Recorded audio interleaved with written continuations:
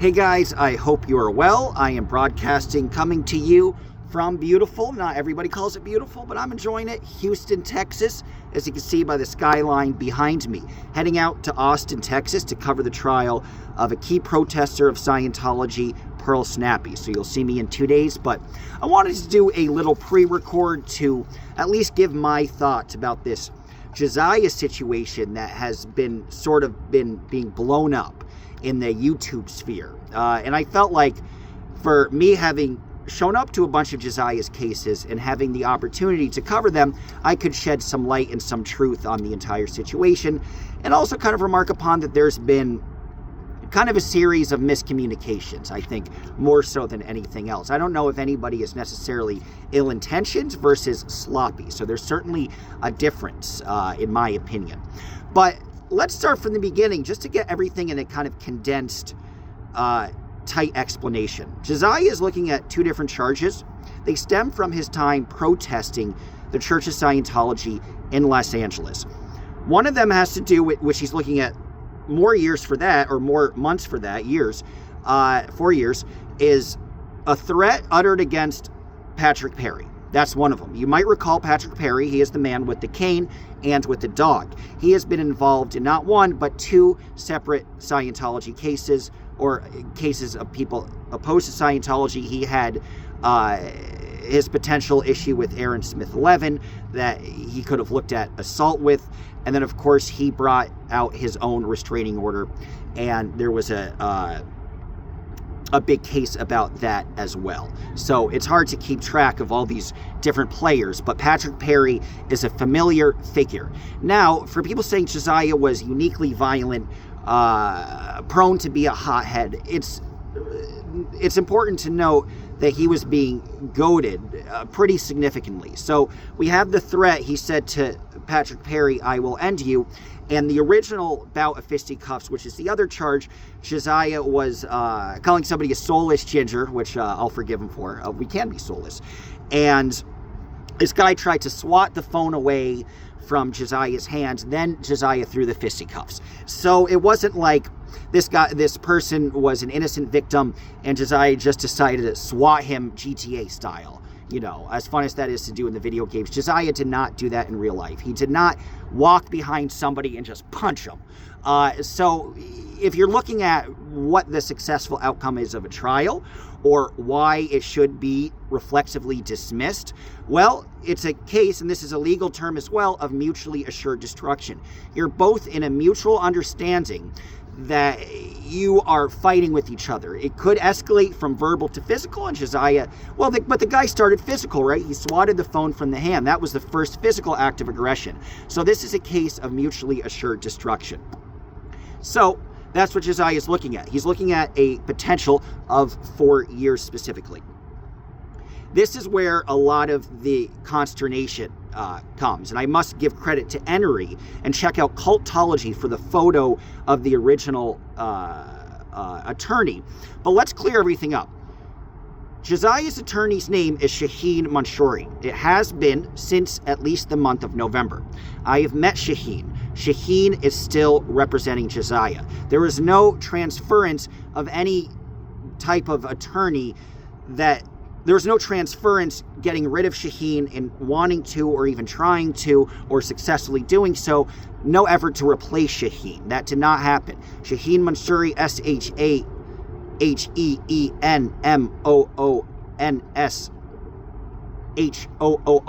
Shaheen Mansouri has over half a decade in law. Now here's where the confusion comes from. His law firm is also responsible for Danny's rather incompetent attorney. I think the guy is Mr. Naguib or something, Naguib, but his name and his picture is on the Enery's other page, Cultology. He was also from Shaheen Mansouri's lawsuit. Shaheen, law firm. Shaheen Mansouri himself is the top dog, the guy who owns the law firm, essentially. His underling, who later got fired from the law firm due to his incompetence, and that's why, the law firm has Josiah's. And there's no conspiracy going on, because the law firm has Josiah's best intentions at heart, because they saw the other guy being incompetent, and if they were a stooge for Scientology, or if they were paid intentionally to muck everything up, they wouldn't fire the guy. But the guy is fired. And yes, Josiah has had the same attorney. Danny transferred from the gentleman who eventually got fired, to Dorothy Gibbons White, who was obviously not part of the Manshuri law firm. So where might lie the confusion on StreetsLA's part? Well, he heard Lara saying, we're going to need a new attorney. This was some time ago. Now it appears that either her words were garbled, and he's kind of taking the ball and running with it. He has essentially two sentences that Lara said to him, and these two sentences he's kind of using to say there might be a scam going on. And again, I think he's well-intentioned, just hasn't done his research. I don't think he's trying to attack anybody, but for him raising the questions and Lord knows I've been there with my sloppy research, so I could relate. But it's far-fetched to say that you should even ask any questions before you do a lot of the research. And a lot of this is simply based on miscommunication. There isn't much deeper than that. Maybe Lara was flippant or overexcited or garbled her words. My assumption is, and I'll check with her about this, that perhaps they were unhappy that Manshuri originally wanted Josiah. Sorry, I got a phone ringing. That Manshuri originally wanted Josiah to settle, and they weren't happy with that. Perhaps after discussing more things with Manshuri, they then deemed that he did have Josiah's best intentions in mind. I don't know. I don't know why there was some initial unhappiness, but it looks like they've been happy with the representation. Henry has also used the Manshuri law firm group as well. He has his own attorney, and he says she's been very effective. Last thing I want to also remark upon. I got a comment saying, how dare I spread misinformation? Guys, as I've said a million times in the live, my live is just conjecture. When I do a pre-record, there's some research behind it. Double-checked a lot of things, double-checked that Josiah still had the same representation. But I was not trying to accuse Aaron of being any part of conspiracy. I said it was an interesting idea. So some of you hate me forever, and I hate you back, and please unsubscribe and go away, or stay. You can say mean comments. But I was simply speaking out loud, and that's what I do in the lives. I have fun. I say, oh, maybe this is interesting to look at. Maybe this is interesting to look at. I'm not going to apologize because I didn't accuse him of doing anything. I said it was an interesting possibility to look into, and that's all I said. If you want to take the ball and run with it and overinterpret things, because you have a vendetta against me, well, it's nice to be part of the club. Everybody has a vendetta against somebody, against one protester or another, or one streamer. So it comes with the territory in a lot of ways, I guess. But no, I was not saying that, and I need not apologize for it. But no, Aaron is not part of any type of conspiracy. But here's the last little bit of interesting info, which there could be some type of conspiracy. Specifically, the weird clause, because all of this hinges on a clause that was added for Josiah, which he shouldn't have taken, and good he's not. And the clause was he could not have any contact with Aaron Smith Levin. And of course, some people shouted conspiracy, and I was perhaps somewhat irresponsible in saying, oh, let's look into that. That's interesting. That's all I said, but whatever. So why is that? Why would that be if Aaron has nothing to do with it? Well, if you notice, there is a pattern of Mox and Kendrick Mox and the Scientology attorney wanting to add on wanting to bring together all these cases and convict somebody, a multitude of protesters on RICO charges. RICO charges, of course, are what they used to get the mafia, and they couldn't do much else. They said, oh, this is part of an illegal organized crime syndicate. Pretty much of a stretch. And here's why I think that this is the effort that Scientology is trying to do.